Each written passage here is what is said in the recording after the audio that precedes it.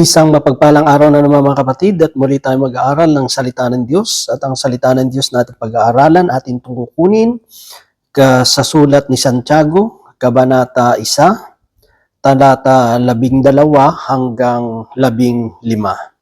So ito po ay tungkol sa pagsubok at pagtukso. Ang sabi dito, pinagpala ang taong nananatiling tapat sa kabila ng mga pagsubok sapagkat matapos niyang malampasan ang pagsubok, tatanggap siya ng gantimpala ng buhay na ipinangako ng Panginoon sa mga umiibig sa Kanya. Huwag sabihin ninuman na tinutukso siya ng Diyos kapag siya ay dumaranas ng pagsubok sapagkat ang Diyos ay hindi maaaring matukso at hindi naman niya tinutukso ang kahit sino. Natutukso ang tao kapag siya ay naaakit at nagpapatangay sa kanyang sariling pagnanasa. At ang pagnanasa kapag naitanim sa puso ay nagbubunga ng kasalanan at ang kasalanan sa hustong gulang ay nagbubunga ng kamatayan. Mga kapatid, mga magulang, mga kaibigan, ito po ang salita ng Diyos. Ang papuri, ang pagsamba ay para lamang po sa Kanya. So itong ating pag-aaralan, ito po tungkol sa pagsubok at ang pagtukso. Tanda natin, ang Diyos ay hindi siya nanunukso. Ang Diyos ay nagbibigay ng pagsubok sa buhay natin pero hindi niya tayo tinutukso kasi magkaiba po yun. No? Ang tukso kasi, ang purpose talaga niyan is ang tao ay magkasala.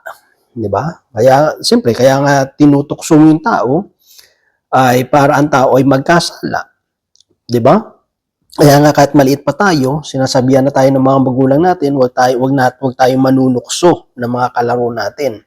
Kasi kapag tinukso mo isang tao, ang magiging reaksyon ng isang tao ito is maiinis, magagalit sa iyo, 'di ba? So hindi talaga magiging maganda yung magiging reaksyon ng tao na tinutukso mo. So yung taong 'yun ay ibinubulid mo siya o tinutulak mo siya o inaano mo siya na magkasala, magalit sa iyo. So ibig sabihin negatibo talaga yung gusto mong mangyari, no, yung magiging epekto nito sa tao, di ba? So ang Diyos hindi ganoon, no? Ang Diyos pinapahintulot niya tayo ay subukan, no? Subukin. Kasi bakit? Dahil sa pamamagitan ng mga pagsubok, diyan naman tayo tumatatag, diyan naman tayo tumitibay yung pagtitiwala natin sa Panginoon. Diyan tayo hinuhubog, diyan tayo inaayos, diyan tayo binabago, di ba? Sa mga pagsubok na dumarating sa buhay natin. Kasi ang pagsubok, sabi nga, yung testing, kapag dumaan ka sa mga testing, yung mga testing na dumarating sa buhay mo, darating ang time, magiging testimony mo yun, kung paano kumilos, kung paano ka pinatnubayan, paano ka pinagpala ng Panginoon, kung paano ang Diyos ay sumama sa atin sa kabila ng mga pagsubok. So magiging testimony natin yon ng kabutihan, ng kagandahang loob at katapatan ng Panginoon. Di ba? Doon tayo tumatatag yung pananampalataya natin, yung pagtitiwala natin sa Kanya. Kaya nga sabi doon, pinagpala ang taong nananatiling tapat sa kabila ng mga pagsubok. Diba? Pinagpala. Bakit pinagpala? Kasi tanda natin kung hindi dahil sa biyaya ng Diyos, mahirapan talaga tayo, no, na mapagtagumpayan yung mga pagsubok na dumarating sa buhay natin. Kaya nga dyan tumatatag yung pananalig, yung pagtitiwala natin sa Kanya . Kasi hindi natin makakayanan, mapagtatagumpayan yung mga pagsubok na dumarating sa buhay natin kung wala yung biyaya ng pananampalataya at yung biyaya ng pagtitiwala, no? Yung tayo ay magtiwala sa Kanya, di ba? So hindi natin yun hindi natin makakayanan yung mga pagsubok na yun kung hindi natin sasamahan ng pagtitiwala sa Panginoon. So doon tayo tumatatag, doon din binabago ng Diyos yung buhay natin, di ba? Yung mga pag-uugali natin, di ba? Yung patience natin, yung pagpapakumbaba natin. Marami tayo kasing matututunan sa mga pagsubok na dumarating sa buhay natin. Kaya doon makikita mo, malaki yung pagkakaiba talaga. Marami kang matututunan at yung mga natututunan natin sa mga pagsubok na dumarating sa buhay natin, hindi lang tayo yung pinagpapala kundi pati yung mga tao na nakakakita ng ating mga pinagdaraan ng pagsubok, yung mga taong nakaririnig at na nalaman nila yung mga pinagdaanan natin sa buhay, kung paano tayo tinulungan ng Panginoon, sila mismo rin ay nakakabahagi, no, na nababahaginan ng biyaya, no, ng pagpapalang ito. Kaya nga may kita natin na ng tao na kapag dumanas ang pagsubok ay sabi ng pinagpala kasi nanatili kang tapat sa kabila ng mga pagsubok na ito. Bakit tayo nanatiling tapat? Kasi tapat ang Diyos din di ba? Di ba? Parang ano yan tayo umibig dahil siya ang Diyos na unang umibig sa atin. Naging tapat tayo kasi ang Diyos ang nagturo sa atin ng tunay na kahulugan ng katapatan. No, ang Diyos kasi hindi tayo iniiwan Diba? Kasi pinakasimple na pinaka-meaning ng katapatan is walang iwanan. Hindi tayo iniiwan ng Diyos Nandun yung kanyang pangako, nandun yung pag-supply niya, nandun yung pagsama niya sa atin, sa kabila ng mapagsubok na ating pinagdaraanan, nandun yung kanyang katapatan. No? Sa kabila ng mga pagsubok, nananatili tayong tapat kasi ang Diyos ang unang naging tapat sa atin. Di ba? Patuloy nating nararanasan yung katapatan, yung kabutihan ng Diyos. Kaya tayo nakakapanatili. Yan. Dahil sa Diyos pa rin nakakapanatili tayo dahil nandun yung biyaya pa rin ng Diyos. No? Sinusustain tayo, pinoprovide niya tayo, ini-equip niya tayo sa lahat ng ating pangangailangan. Kasi sabi niyo, walang pagsubok darating sa buhay natin na hindi natin kaya Sabi doon, tapat ang Diyos, siya magbibigay ng karunungan, ng lakas. Di ba? Upang ating mapagtagumpayan ang mga pagsubok na ito. So, siya pa rin kasi magsusupply Di ba? Without yung pagsupply ng Diyos sa atin, hindi natin kasi hindi natin mapagtatagumpayan at mahirapan tayong manatili sa Diyos. Di ba? Kasi tingnan mo minsan yung mga taong kinapos ng pagtitiwala, kinapos ng pananalig sa Panginoon, anong nangyari, di ba? Iniwan nila yung kanilang pananampalataya, yung kanilang paglilingkod, yung kanilang calling, yung kanilang panawagan sa Panginoon, napabayaan nila. Diba? Yung ba, sumurrender, sumuko. Kaya nga sabi ng Panginoon, ang mananatiling tapat hanggang wakas, ay siyang maliligtas. Ito yung mga tao na dumanas ng mapagsubok pero nanatiling tapat sa Diyos. Kaya sabi doon, magkakaroon sila ng putong ng buhay. Sabi doon, sapagkat matapos niyang malampasan ang pagsubok, tatanggap siya ng gantimpala ng buhay, ang ipinangako ng Panginoon sa mga umiibig sa Kanya. No? Napagtatagumpay natin yung mga pagsubok na yon kasi nandun yung pag-ibig. No? Yung pag-ibig kasi natin sa Panginoon. Kasi nga, sabi na, naramdaman kasi natin yung dakilang pag-ibig na Diyos Na anuman tayo kamakasalanan, anuman yung ating mga pagkukulang, pagkakamali, pinatawad tayo ng Diyos. Patuloy nating nararanasan yung kanyang pag-ibig na yon. At dahil sa pag-ibig ng Diyos na yon na ating nadama, ating naranasan, na patuloy nating nai-enjoy sa bawat buhay natin mga kapatid, ay nakakapanatili tayo sa mga pagsubok na ito, nakakayanan natin. Di ba? Kaya nga sabi doon, ipinangako ng Panginoon sa mga umiibig sa Kanya. Kasi kung wala yung pag-ibig talaga sa Panginoon, hindi natin makakayanan Diba? Kaya nga marami tayong mga kapatiran na dumaranas ng mga matitinding pagsubok sa buhay. No, sa financial, material, sa maraming aspeto ng buhay nila, sa pagsubok sa loob ng kanilang tahanan, relasyon ng magulang sa anak, kaya sa mag-asawa, di ba? Sa buong pamilya. Maraming pagsubok sa karamdaman. Pero bakit nananatili sila sa paglilingkod sa Panginoon? Kasi naranasan nila yung pag-ibig ng Diyos. So, yung pag-ibig na yun mga kapatid, yun ang nagiging connection natin sa Panginoon na hindi tayo bibitaw na hindi tayo bumibitaw sa pangako, hindi tayo bumibitaw sa Diyos. Kasi alam natin na pangako ng Diyos na hindi tayo iiwan ni pababayaan man. No? So ibig sabihin, ano man yung pagdaraanan natin, ano man yung mga dumadating sa buhay natin, alam nating mapagtatagumpayan natin yung kasi nga kasama natin ang Diyos. Di ba?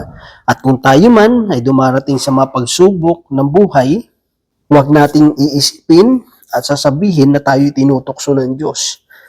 Kasi sabi dun, kapag tayo dumaranas ng mga pagsubok, sapagkat ang Diyos ay hindi maaring matukso at hindi rin naman niya tinutokso ang kahit sino. Di ba? Alam naman natin, no? Tinempt ni Satan ang ating Panginoon, pero hindi nagtagumpay yung si Satanas, di ba? Sa mga temptation na ginawa niya sa ating Panginoon. At dito mga kapatid, sinabi ng Panginoon na siya hindi nanunukso. Kasi nga, ang purpose nga ng panunukso is ang tao ay magkasala. No, ang Diyos, mga kapatid, ang gusto ng Diyos, tayo ay makaiwas sa pagkakasala. Yun ang purpose ng Diyos, iiwas tayo sa pagkakasala. Kaya nga kahit dumarating sa pagsubok sa buhay natin, nandun pa rin yung biyaya niya, nandun pa rin yung tulong niya. Kasi ayaw ng Diyos na tayo'y magkasala. Nagkakasala tayo kasi nawawalan tayo ng tiwala, ng pananampalataya at pananalig sa Kanya. At tayo, ang sabi doon, isa sa pinaka-reason din is talagang yung desire ng puso po kasi natin. Diba? Kasi siyempre may mga tao, kapag may pagsubok sa buhay, lalo sa financial, nandun talaga yung temptation eh. Kasi ang demonyo, ano yan eh, sasakyan niya kasi yung sitwasyon ng buhay natin. Ano man yung kinahaharap na mahirap na sitwasyon ng buhay natin, ang gagawin lang kasi ng demonyo, sasakyan yun eh. Yun ang magiging opportunity ng demonyo para tayo itempt. Ang purpose ng temptation niya para tayo ihiwalay sa Diyos. Diba? Siyempre, pag financial, nandiyan yung temptation. No? Nandun yung kasasugal. Diba? O kaya gagawa ka ng mga bagay na hindi tama, ng krimen, no? Pangluloko sa kapwa, para na magkaroon ka ng pera. Diba? Doon papasok ang demonyo eh. Kung sa karamdaman, kapag ang doktor, nasabi na walang magagawa, no? Imbes magtiwala tayo sa Diyos, baka mamaya pumunta ka na dun sa albularyo, pumunta ka na dun sa mga nagtatawas, di ba? Nagpa-witchcraft ka na. No? Imbes na ilagay natin sa kamay ng Diyos. Di ba? So, marami mga kapatid eh. Yung pagsubok sa trabaho. Di ba? Nandun yung temptation dahil gusto mong magkaroon ng posisyon. Sabihin mo, siraan mo yun. No, sisiraan mo yung kapwa mo nagtatrabaho. Kasi pag gusto mo lang yung posisyon. No? Maraming temptation eh. Minsan, dun tayo susubukin. Dun yung pagsubok na dumarating sa buhay natin, ang gagawin lang ng demonyo, papasukan yan eh. Ititempt tayo dun eh. Diba? Kaya nangyayari, imbis na pagsubok, no? Nahulog ngayon tayo sa temptation. Na imbis yung pagsubok na yun, tumatag tayo, tumibay tayo. Imbis tumibay tayo, nahulog tayo ngayon sa temptation. Kasi bakit? Kasi nawalan tayo ng tiwala. Nawala yung pag-ibig natin sa Panginoon. Diba? Ayaw kasi nating magpaayos. Kasi part kasi yun ng pagsubok para tayo ayusin, para tayo linisin. So, dalawa yun eh. Naakit ka at napatangay. Kasi ang ginagawa ng demonyo, ganun eh, inaakit ka eh. Diba? Naakitin ka sa mga bagay sa mundong ito. Diba? Kasi siyempre, ang paggawa ng masama, yun ang pinakamadali eh. Diba? Para masolusyonan yung problema mo sa pera, yung pinakamadaling solusyon, gumawa ka ng masama. Diba? Manloko ng kapwa mo. Yung pinakamadali eh. Diba? O kung paggutom ka, para mapunuan yung tiyan mo, pinakamadaling solusyon mo. Pag hindi nakatingin yung nagtitinda, magnakaw ka, yun ang pinakamadali eh. Yun ang pinakamadaling solusyon eh. Yung paggawa ng masama, yun ang pinakamadaling solusyon sa mga pinagdaraanan mo sa buhay. Pero siyempre, hindi yun mabuti. Diba? Ano lang yun, panandalian. Pero, ang magiging katumbas naman ito, yung pagkakasala na sinasabi ng Bible. Diba? At kapag patuloy mo na itong ginagawa at magkaugat na, mahihirapan ka ng tanggalin ito sa buhay. Diba? Kaya nga sabi doon, kapag ang tao ay natukso, naakit. Diba? Naakit ka eh. Tapos napatangay ka na, nadala ka na sa sa damdamin mo, sa sarili mong pagnanasa. Di ba? Ayun kasi, ano yun, inaapan niya yung ano natin, yung interest natin. Ganun ang demonyo eh. Di ba? Dadaling ka ng demonyo kung saan ka mahina, kung saan ka interesado. Yun ang gustong-gusto ng demonyo. Di ba?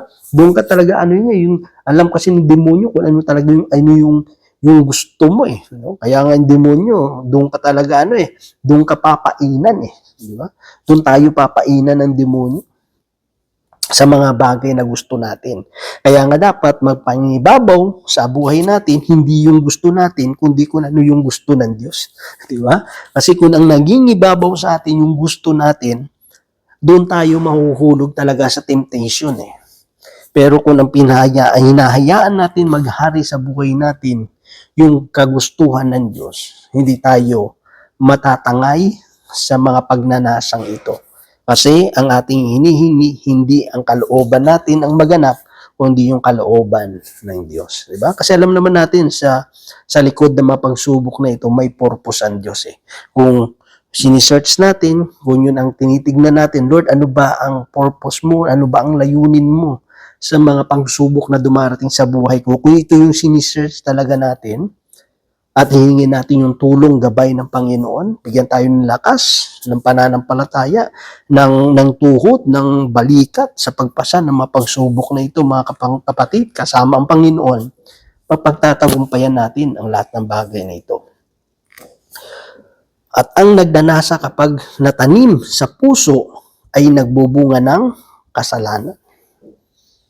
No? Yung temptation, di naman kasalanan pa yan eh. Ang naging kasalanan lang ng temptation, nang inaktuhan mo na. Di ba? Nang inayunan mo na, inaksyonan mo na, doon na siya nagiging kasalanan. At siyempre, mga kapatid, at ang kasalanan sa hustong gulang ay nagbubunga ng kamatayan. Diba? O nagpaalipin ka na sa kasalanan yun. Diba? Kinalimutan mo na ang Diyos, yung paglilingkod mo, yung pananampalataya mo, yung calling mo, yung panawagan mo sa Panginoon, di ba? Iniwan mo na ang lahat ng bagay na yon. Kasi nga nawili ka na dito sa mga makamundong bagay na ito, mga kapatid. Yung kasalanan na yon, kapag nag-ugat na, mahirap ng ano yun, bunutin. Di ba? At alam naman natin, yung kasalanan, nagdudulot ito ng kamatayan. Kaya nga sabi, the wages of sin is death. Pero ang Diyos, ang gusto niya, tayo ay magkaroon ng buhay na ganap at kasiyasiya. Isang buhay na kapiling ang Diyos. So magaganap lamang ito kung tayo ay mananatiling tapat sa mga pagsubok na dumarating sa buhay natin, at mangingibabaw patuloy yung pag-ibig sa bawat puso ng bawat isa po sa atin. So mga kapatid, ano man po yung ating mga pinagdaraanan, no, na sa buhay, tandaan natin, simple lang naman yung pangako ng Diyos eh. Hindi niya tayo iiwan, hindi niya tayo pababayaan.